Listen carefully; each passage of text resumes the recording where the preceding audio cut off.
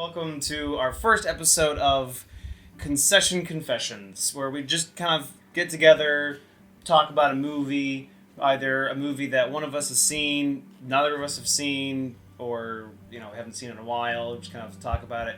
On Uncorked, we like to watch bad movies. Here, we'll just watch anything. This is kind of just a light movie review. Yeah. Would be a good movie discussion. This time, for the first episode, in honor of the new movie coming out, we watched DUNE, the David Lynch version. The David Lynch version from 1984. Yes. This was my first time seeing it. This was also my first time seeing it. I have read the book. And I came into this having the never having read DUNE and never having seen this movie, but knowing little bits of like pop culture reference. Yeah. I mean, I don't really want to do comparisons to the new one, obviously. It's also apples to oranges. It's very like, this is a different director. This is 30, 40 years? Almost 40 years. Almost in 40 3 years, it would be 40 years later. So completely different. Completely skipped an entire generation worth of films. Yes, just like we've known... because there was the one Dune. The TV show, I believe it was, in the 2000s. I think it was 2000? Right. If not in the 2000s. I haven't seen that one. I'm going to watch that eventually. But yeah, it's aside from that, Dune just took a giant leap all the way over. No, I don't think anyone talks about the show one too much. At least I never hear about it. I always hear the Lynch one, or the Honorovskys, because the documentary came out. Yeah, the Unmade, which I've also seen. Also recommend. It's fun, it's crazy. Fun fact about that one, I like this fact a lot. So when Jodorowsky, and I think you know this, I probably told you this a billion times. When Jodorowsky was making his team for his movie, he pulled together a bunch of creatives that would go on to make Alien, Star Wars, things like that. Like the things that his creative team kind of brainstormed and created for the movie that was never released. Went on to go, like, he was the one that discovered H.R. Giger. Yep. Yeah, who famously made I forget what the name of the piece is, but it's the big dome piece with the fat guy on top and the arms on the side that they used for Prometheus. Yes. Because they used unused H.R. Giger, whatever art. So yeah, that movie was never made, which I'm grateful for, because based on Holy Mountain. I watched that one once. I'm not a surrealist guy. I'm not, I've never watched Holy Mountain, but I've watched. Not that I would put David Lynch on the same level as Honorovsky for surrealism. Yeah, no. But I've watched things like Rabbits. Okay. Well, yeah, David Lynch kind of does that whole, like, maybe not surrealism, but like pseudo-realityism. Yes. Where it's like, well, especially when things like Twin Peaks, from what I know from Twin Peaks, there's a lot of like, I don't really know what's going on, but it's giving a vibe. It feels very grounded.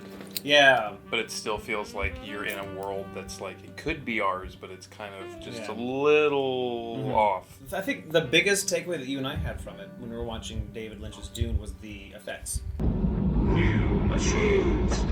Oh? Yes? Better than those on Bridges. Yes. The effects were very... because everything was practical. Yes. Aside from like some of there's some stuff you can't... like the lightning effects you can't do practically. There's some little... but there's like... most of the shots are like a miniature or a full hallway they designed in some way that they have people walking down, or it's a miniature that they blew up and then matted in all of the extras to sit in the seat for like the spaceships when they had the big spaceships. Yeah, okay. Yeah, so sometimes like spaceships in Dune, especially the docking sequences, where it's like when they're coming off the giant spaceships, looked so good. Yes. I was like, I can't really tell where the matte painting starts and where the actual film begins. It was so good, and just the sets and the practical effects. There's so many things where I'm like, that is so much work. Well, they had spoilers for a 40-year-old movie, I guess. Yeah. Which is at the beginning. The first scene when they're in the Emperor of the Galaxy. Yeah. Throne basically. room. And the Spice Guild wheel in the my gosh, yes. Okay. The large thing. I did not say this. I am not here. And so I was very confused, because having read the book, I was like, I don't remember a giant slug with little arms, Right. wheeled in a giant tank. I don't remember any of that. Hmm. So, Navigator, the Navigator Guild. The Navigator. I'm pretty sure is what their name is. And I was like, I don't remember that, so I had to look up when we were watching the movie. I was like, was that in the book? Was I such a poor reader? I didn't remember a giant tank slug. And no, from what I can glean from the book, I think, because I haven't read the second one, Dune Messiah. Right. I think he describes the Navigation Guild, or whatever they're called, as that. And I think David Lynch actually pulled the description from the book And tried to do and that. put it design. in the movie. Yeah, and I thought it was really cool. Like, I just... The thing. That was all a big practical thing that they just wheeled into Yeah. the room and had a large puppet talking through a tank. Yeah, how hard must have that been to build? In a big throne room, like big Yes. set. Big open set that had lots of filigree and lots of detail in it. Lots of care. Gosh, now, so I mean, we have just watched. We've just watched a Death Spa Yeah. that had a built set, and it's so funny thinking a movie that came out 4 years later with a practical set. And how cheap it was in comparison. Obviously, again, apples to oranges. Like the Right. budget isn't The budget's- completely different. Budget's different. You don't have a big director behind Right. it. That's a slasher film, Yeah. essentially. Yeah, it's just funny to think. Practical sets, sometimes it's just like, oh, but it's like, oh. And it's not all amazing because it is Dune, so there are desert shots, there are rock shots. You can't be.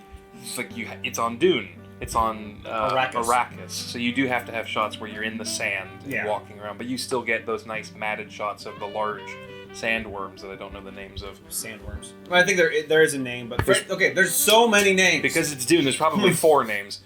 There are so many names for everyone. The best name of them all is Paul. Paul. There's so many whimsical, interesting, spacey names. Stilgar, Duke Leto. What else do we got? We got Thafir. We have the Harkonnens. The Atreides. His girlfriend's name. You have Paul.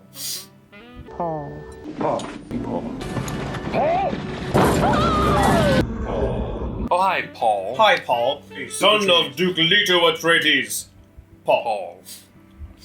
And then even when he goes and he's being accepted to the freeman, like, what is your name? It's like, Moadib. What else do they call you? Paul. Paul Moadib. We will call you Paul Moadib. And then they don't do that. No. They just keep calling him Moadib. Who? Paul. And his mom, Jessica. Jessica. Paul and Jessica. Which is so weird, because, I mean, that's not like a movie adaptation. It's not like... No, that's the book. It's not like, the 70s Hulk TV show. Yeah. Where they had to change it from Bruce Banner to David Banner. Right. Because Bruce was too gay for them, apparently. Right, which is weird. Like, Bruce is too gay, so let's call him David. I think canonically now his name is Bruce David Banner.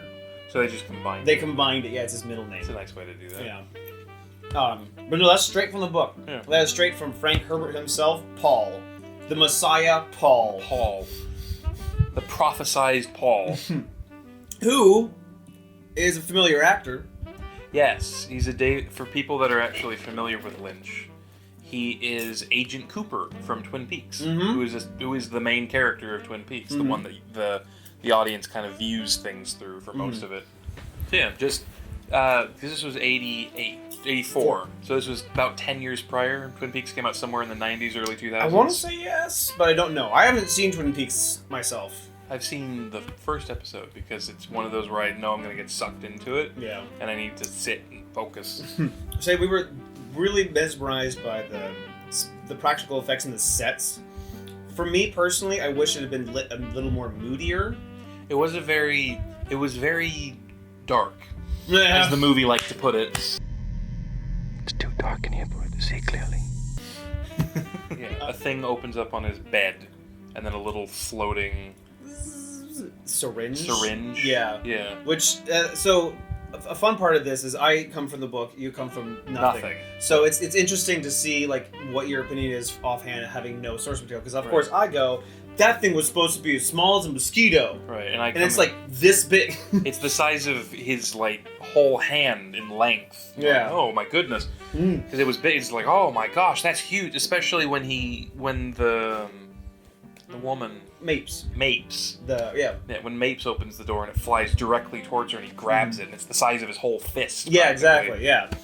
I think I come from like we talked about this. We talked about this earlier today. I like things to feel very atmospheric. Yes. Like that's what I like about good horror movies. That's what I like about games.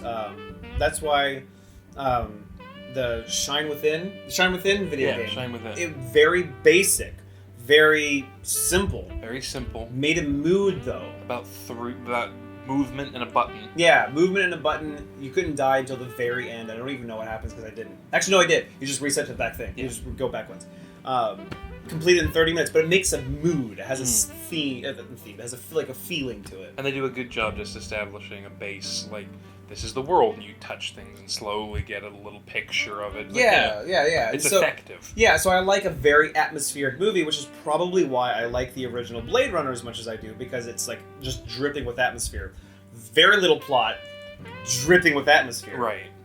And so David Lynch's Dune had an atmosphere, but I feel like it was just everything was lit, so there was no like moodiness to it. And I think that's one thing that I do feel is it. Yeah, or it is. I know it's more of a personal taste thing. It's like for me, I wish it was like that, but I also wouldn't have seen how beautiful all the set is, because it feels like if you ever watched the behind the scenes on Hellboy 2. Guillermo del Toro was talking about the Troll Alley. You remember that scene in Troll Alley when they go under the bridge and they've got like the goggles? Or and two? This is in 2, right? Is that in 2? I think it's in 2. Yeah, because... Yeah? Yes. Yes. Yes, because it's... Yes. And so he's walking around Troll Alley's set, and there's just this troll shop. And the troll shop sells shoes. And the shoes are real. And he starts pulling out different sizes of shoes from the thing. It's like, oh yeah, here's this shoe, here's that shoe. And it's just like, dude, you don't need to do that, but thank you. Because it's a nice detail. It's a nice detail. No one is going to see. His homeworld, those are lit well like you would expect, like a palace or like a imperial area would be. But yeah. But some of the areas on Arrakis, like some of the corridors are really bright. Just bright. Especially Paul's bedroom was a good example. Yeah. Because Paul's bedroom, he was going to go to bed, so it's like, this is kind of bright for a room that you're going to sleep in. Yeah. The visuals hold up really well. It's very HD world. It's very crisp. Yeah. You can tell what I'd assume it was like a immediate restoration from like the negative. Yeah, so like you could tell what really good. Yeah. And so that's another great thing that I thought about the film is just it was like it's cool to watch those. Like obviously, like some of the lightning shots and some of the matting shots. There's some instances where, like when the worms are coming up, you can really tell. Oh yeah, there's a scene where Paul is running to I think he's trying to run to the worm when he's gonna ride it, and like you just see this green outline around him because they didn't crop it correctly. But then they get up to it, and you can see that they made a large physical crop that they're dragging. They made a giant worm skin. Yeah, that was so cool. I want to talk about the Baron. You want to talk about the Baron? I want to talk about the weird choice to have inner monologue and not explain. Oh, okay. Yeah, go ahead. Let's talk about that one because I have some things to say about that too. So there are little things I have problems with it. Yeah. One of them was a choice probably by Lynch, which is fine because it's still good. But it's every main character will do an inner monologue, but they won't give you any warning. That's true. Those sounds could be imitated. I'd know the difference. Yes. Perhaps he would have that. True. And sometimes the character isn't on screen. It'll just be a character in the scene that is then suddenly thinking about something. Yeah, or in the case of the Baron, he's a very bombastic man who's basically screaming all the time. Yes. His thoughts will be, and I shall do this. yes. And you're like, is that... We just met you. Is that you? I can't tell, because the only thing I heard you say so far has been screaming. Hell no! That is I! Then Vladimir Harkonnen, who encompasses his doom! We had a scene where you were screaming, we had a scene where you flew to the ceiling and yelled and laughed. Yeah. And then you're very calm and go, I will do this. Toledo. Is that you? I don't know. This is what I'll do to the Duke and his family. Because that doesn't seem like what your voice acting would be like. Yeah. So I totally agree. And funny enough, it actually breaks... Okay, so... I feel the same way about that. I am sorry, but I mentioned Blade Runner again. It's perfectly fine. It's time era accurate, and I feel like there's a lot of comparisons to make. Because there was a narration track famously done by Harrison Ford, which we were talking about this morning, that he did not want to do. So he's like, so I went down to this, blah, blah, blah. And he's like, he sounds like he just doesn't care at all. Right. I didn't know what he was up to, but I sure would find out. And the studio ordered it because they thought it would make it more noir-y, right. I believe. And we can tell the movie works perfectly without the narration. Right. We know what he's thinking because we're empathetic. Movie watchers can generally empathize and identify the emotions if done appropriately. Why would they want the Duke's son killed? Especially if it's directed well, or if it's like Harrison Ford is a pretty good face actor, especially back then. We know what he's thinking or feeling, or if we don't, sometimes not knowing exactly what's going on, and like in the cases like The Green Knight, which is kind of vague. Yes. That's good, because then that brings forth discussion. Yeah. And interpretation.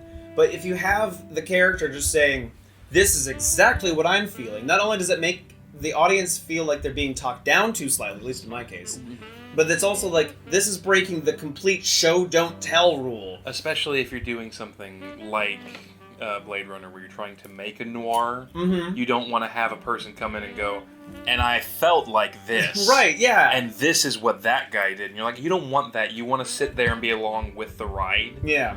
Yeah, no, totally. I just don't feel like I feel like every inner monologue that we got was perfectly absorbable through just their facial expressions. Yeah, because a lot of them were things like Paul does something. They're on the planet. Yeah. They had just crashed their ship. They're on Arrakis. They just crashed Paul and Jessica after escaping. And he does something and is looking at the moon. And she goes, maybe he is the chosen one, or whatever. It's like, we didn't need you to say that, because we could see, because you're like looking at him like intensely, like, maybe. Or sometimes, this is kind of a segue to a different thing that I found odd about this movie, is it would spoil things before it happens. Yeah, it did do that a couple of times. Specifically with the Doctor, Dr. Hue, which is one of my favorite actors, which I can't remember his name, which I know defeats the purpose of saying it's my favorite actor, but I'm not great with names. He was on that's the Battlestar Galactica and my preferred show, Quantum Leap. Yeah. He was the guy that helped out Scott Bakula, his second in command, on Quantum Leap, and he played Dr. Hue, however you pronounce his name, with the little gem thing, who was the betrayer. Yes. He betrayed Duke Leto, and he feels bad about it. He feels bad about it. But the thing is, there's no tension with that. Because at the very beginning, the Baron says, we have a traitor in their midst. Fine. This traitor will be worth more to us than 10 legions of Sardaukar! And who is this traitor? I won't tell you who the traitor is or when we'll attack. Who is the traitor? What's going on? Even I think Mapes even says there's a traitor among you. Right, yeah, Mapes brings that up. And then Hue just goes, man, I sure hope they don't find out I'm the traitor in his inner monologue. And you're just like, some suspense would be nice. I know he's a traitor because I've read the book. Right. But you might not know. I wouldn't know that was the traitor. Yeah. Because, I don't know. I felt like they kept doing that, where they would, like... So, yeah, and even the story of Dune, we don't know, at least I don't think so. This could be my misinterpretation of the book. Right. We know that the Atreides household is taking over the Harkonnen controlled DUNE, Right. which controls the spice, which controls interstellar travel, which basically controls the galaxy. Because the spice is important to the witches, because you can predict things or see the future or whatever. That I think is something separate. That's separate. Enhanced by spice. Enhanced by spice. But the spice specific, allows you to fold over space. Yeah, the spice is the thing that allows you to warp travel. It is the trading industry. Yeah. Which there's a line where they say Arrakis will be the center of the universe. It's like, it kind of should be already. Probably already is, yeah. Since nowhere else in the galaxy can you find this thing that we've been using to travel interstellarly all this time. It's kind of important. I could be wrong, because the book I read a little while ago, and I've done a bunch of stuff since then, and read a bunch of stuff since then. And there's a lot of names. There's a lot of names. But I don't believe we know that it's actually a ploy by the Emperor to get rid of House Atreides. Because the idea is that they don't want House Atreides, they want the Harkonnens to control it. Right, because they can control the Harkonnens, or they have a similar... Yeah, or they have mutual interest, because the Harkonnens and the House Atreides are bitter enemies. Right.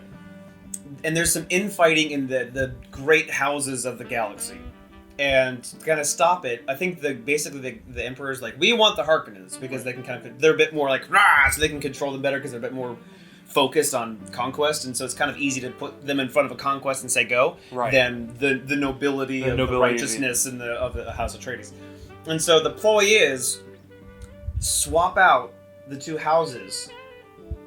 The Harkonnens will be totally okay with just going in and sabotaging the Atreides to get their stuff back. Right. And so there's a secret funding of the Harkonnens to go and swap it out to basically stop the conflict between the Harkonnens and the Atreides without showing their hand to the galaxy as a whole. Yeah, because it'll just be that little inner fighting, and it will all happen on this planet apparently no one goes to. And so, but the Emperor has to stay neutral to the... But yeah, it's all a ploy. And they tell the audience that right off the bat. That's the first scene. That's the first scene to explain everything. Because they have an opening monologue with, I'm assuming, Jessica? Fading in and out. That is the Emperor's daughter.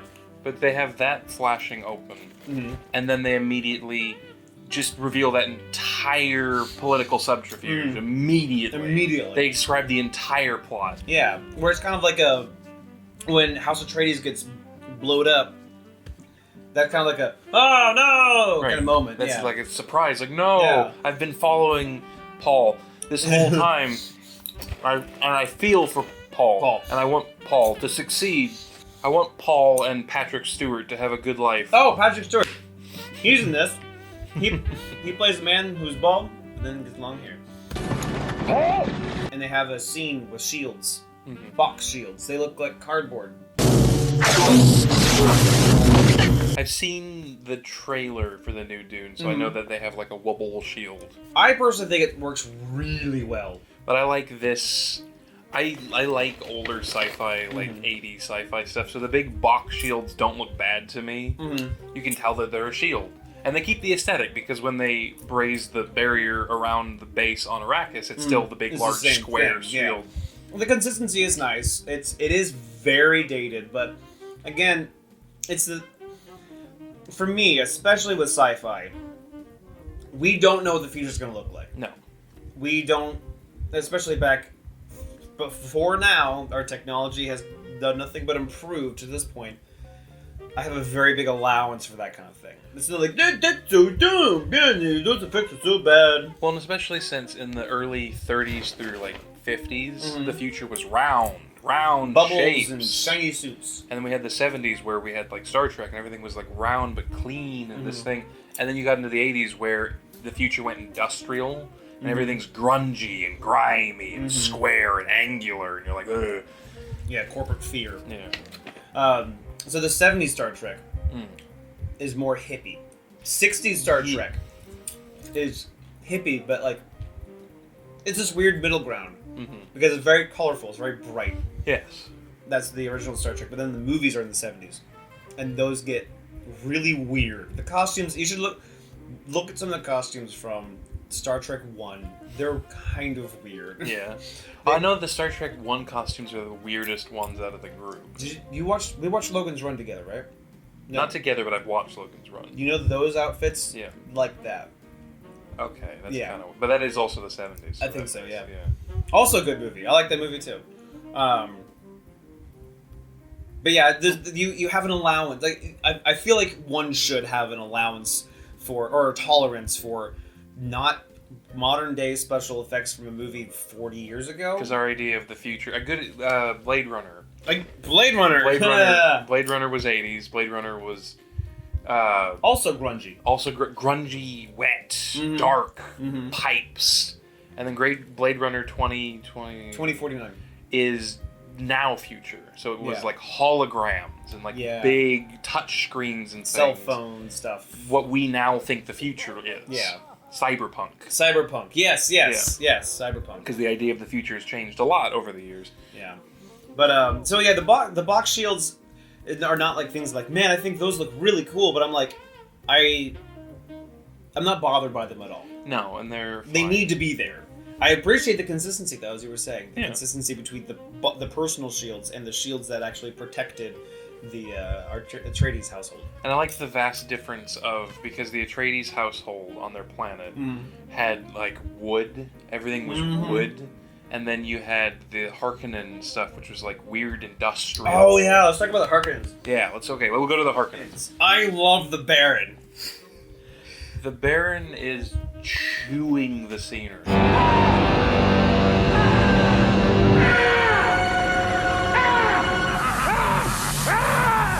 That's so good. He's probably... I don't know if you consider him like the best actor. No, not really the most nuanced, no. But he's very fitting for the character. You can tell where the prosthetics of his boils are, because he turns beet red when he is like...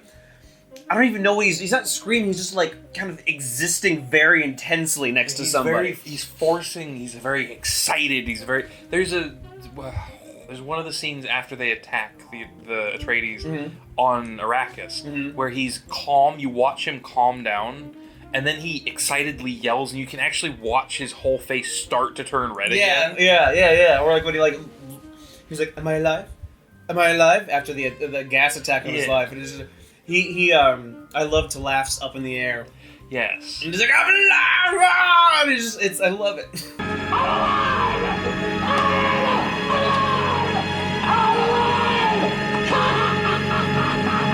He enjoys floating. Yeah, it's so crazy. This is, of course, a symptom of, well, when I read the book, I didn't imagine it to look like that. think he would look like this. I imagine him to be, like, because the book describes him as just, like, huge. Like a big round ball of a man. Just, like, sagging skin, just massively, like a blob.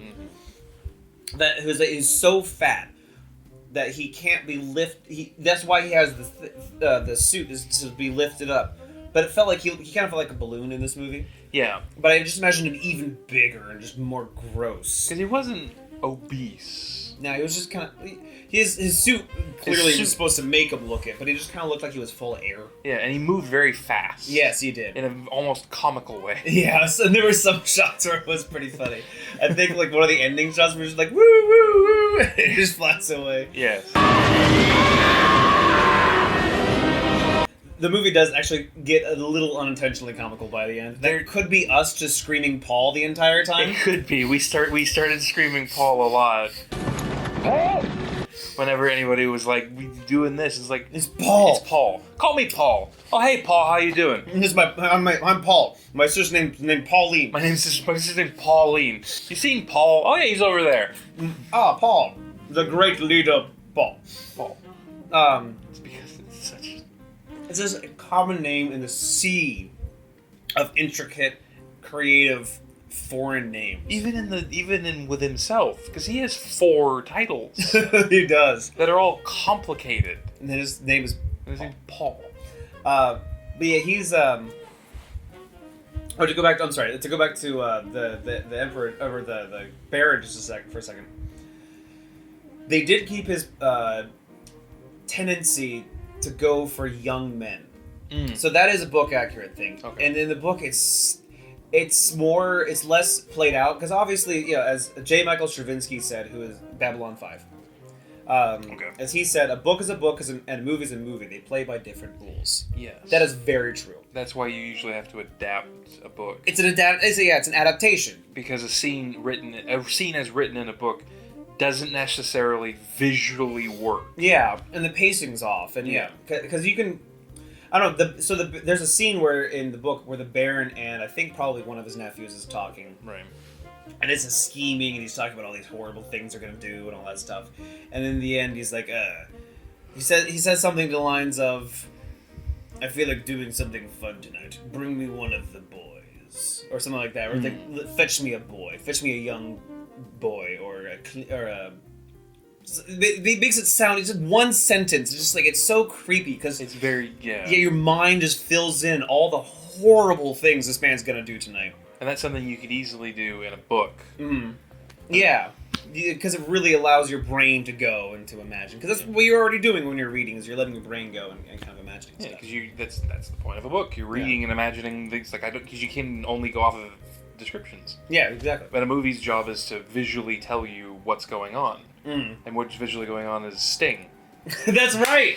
One of his nephews is Sting.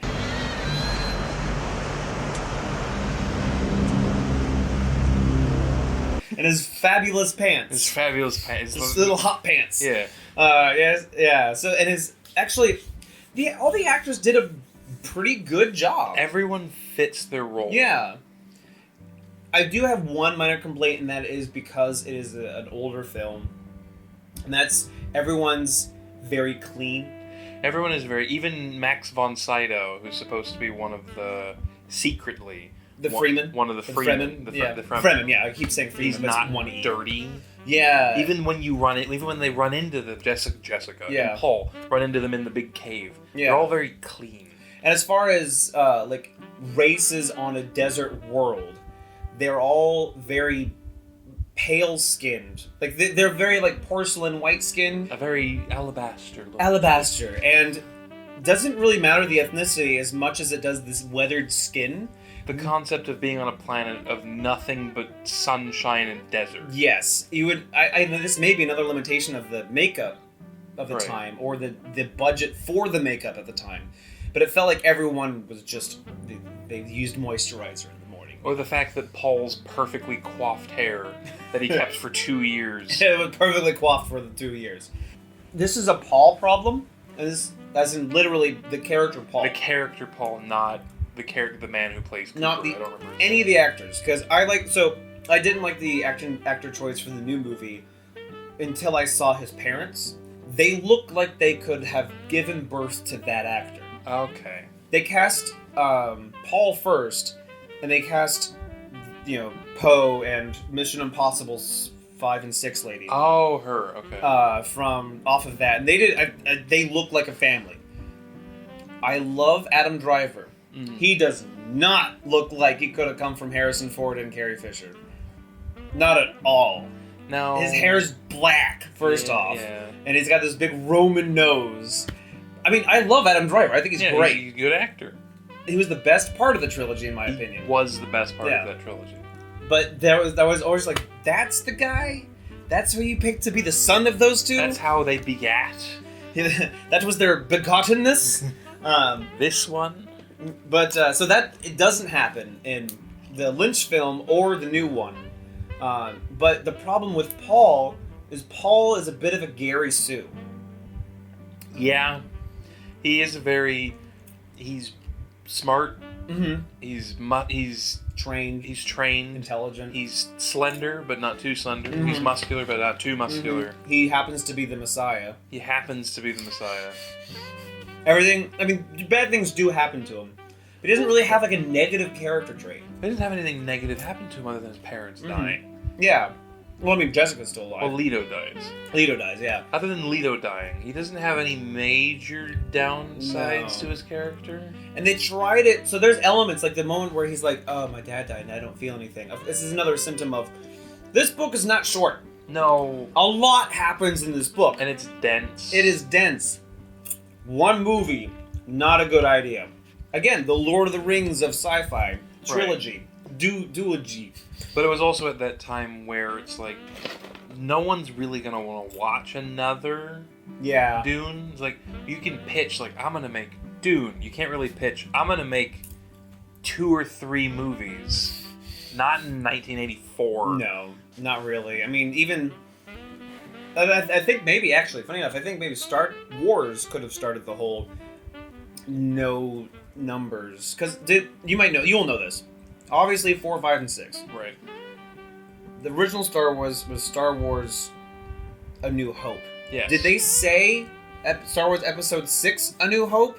No, sorry, 4. Sorry. Did they say Episode 4 A New Hope? In the original theatrical release, no. It was just Star Wars. That's what I thought. It didn't even have A New Hope. It was just right. Star Wars. And then as soon as he saw it was so successful, he was, A New Hope. Yeah, and then they tacked on the title, and then he did 5 and 6. And he was like, that's because I planned on having a backstory. Right.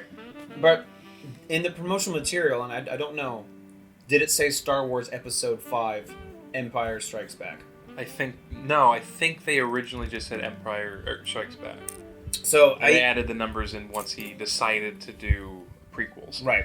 And so it makes me wonder if that's also another component of it. Like, Star Wars is only able to get away with it because it wasn't supposed to be more. Right. And it ended up being more. Whereas Dune is a straight adaptation. Star Wars has no source material. Right. So they can just kind of do what they want and make 3 movies. Whereas Dune can't say, we want to make 3 movies. Because I don't remember when Dune was written. When was Dune written? 1964. So it was from the 60s, so 20... 1960s. So 1960s to the 1980s. Versus Lord of the Rings was written in the... Post-World War II. Yeah. So it had the first... They've been trying to do... This was part of a documentary we both watched. Yeah. They've been trying to do an adaptation of Lord of the Rings for a while, and it took them until the 70s to make that. And that's 30 years of them actually trying to do something, and they didn't get it right until... The Peter Jackson. So it was a longer period of time, whereas Dune was a very quick 20-year period of time. Mm-hmm. And I don't know when each of the books were written as well. Well, I mean, it's just the first one they're adapting in this meeting. They're only adapting the first one. Yeah. And they get how much does it end where the book ends? Yes. So this movie is the book. Okay, so it does end more or less. So it does end with Paul having a cape draped around him, eating eating the man into space, Mm-hmm. and summoning rain to some very uninterested people that probably have never seen rain before in their lives. Yeah, if they're natural to this planet that's never rained before, and they're like, water, and you're like, you should be terrified. Yeah. Also, where did the water come from? Right, there's no it's still dry.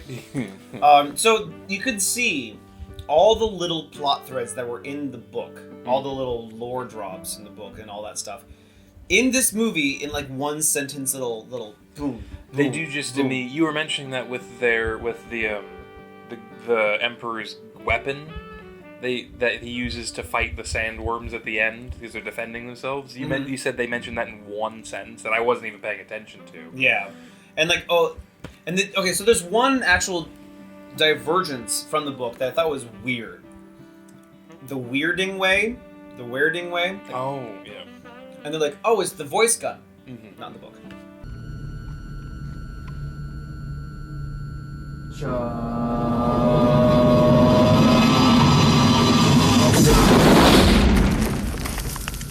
So the voice gun was just a thing that was made for the movie. Up.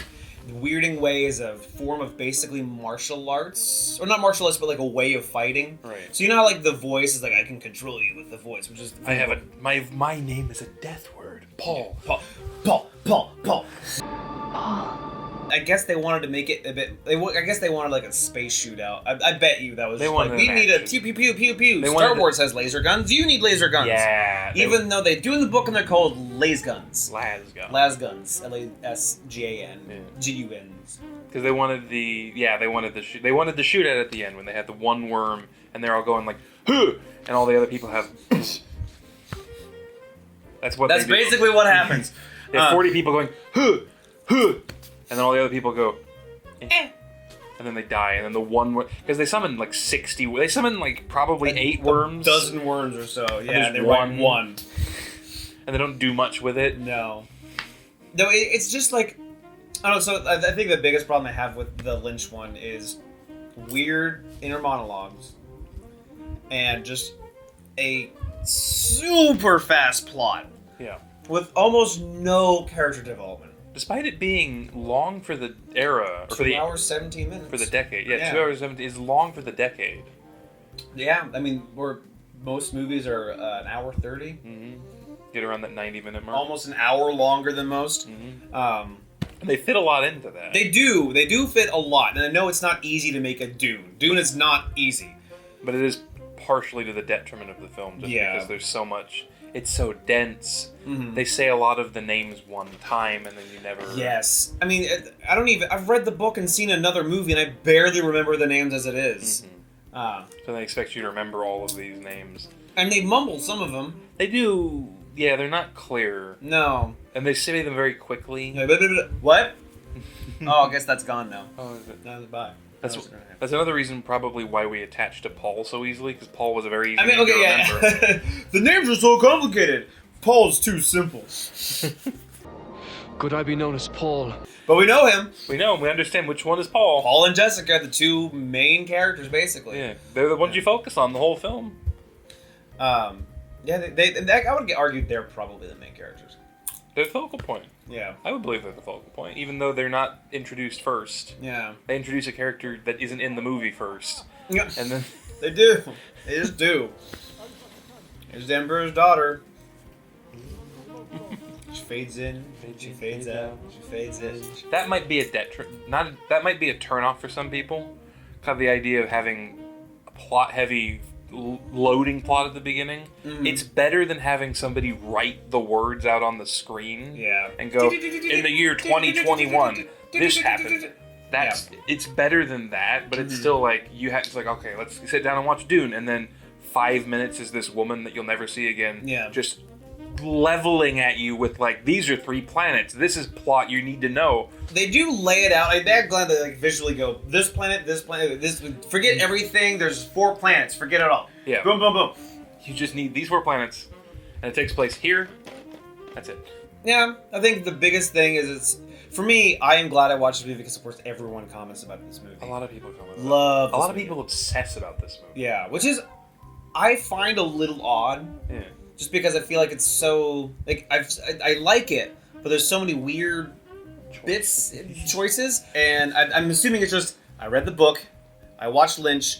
It's been 40 years since I watched Lynch. Rose-colored glasses. Right. Because if you have never watched it again, you're like, I reread Dune. You're like, oh, I remember the movie I watched as a child, which is a big issue that we've talked about Many times. It's like, I remember this as a child, and I've never gone back to it. I've never decided to. And you don't go in as an adult with that critical eye when you're sitting there going like, it's a weird choice to have the character off screen have a thought. And we're not sure who it is. Yeah. Especially when every character is just voice, and you're like, they're all vaguely similar sounding, with the exception of like Max von Sydow and some other people. But it's just like Paul has just kind of a white person voice. Just a generic person. And Jessica has just kind of a white woman voice, and you're like, which character said that? That's true. Yeah. Would you recommend this movie? I'd recommend this movie. There's a lot of good. If you like sci-fi, it is front. I said it was front loaded. Yeah. It is front loaded. It is front loaded. But it is a lot of good, very good practical effects, very good matting, except for the little bits that are poor. Oh, yeah. Some very good a lot of good actors. Yes, the acting was good. A lot of good people that cared. Yes. And you could tell they cared. They put a lot of effort into the. They turned red with care. I love the Baron. Bah! We're just like, Yeah, so sweating on everybody. I'd recommend this movie. Yeah. So would I. I think it's one of those.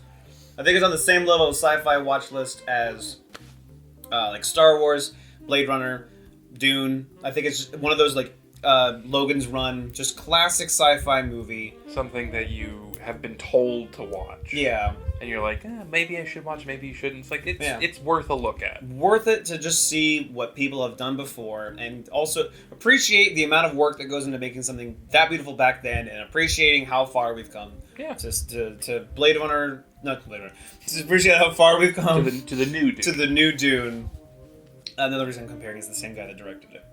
Yes. Yeah. It's fun. Yeah. So yeah, have fun watching this Dune. Have fun watching the new Dune. Have fun reading it if you have the time to want to read a book. I think it's worth it. It's a bit of a slog. It's a science fiction book from the 1960s. It's a bit dry. But yeah, thank you for joining us on our first Concessions Confessions. Yeah. Just the show where we just talk about a movie. We just pick, just go, yay. That's a movie I watched and I walked and we went, hey, how you doing? Look at you. I did a thing. I looked at it with my eyeballs and I appreciate it.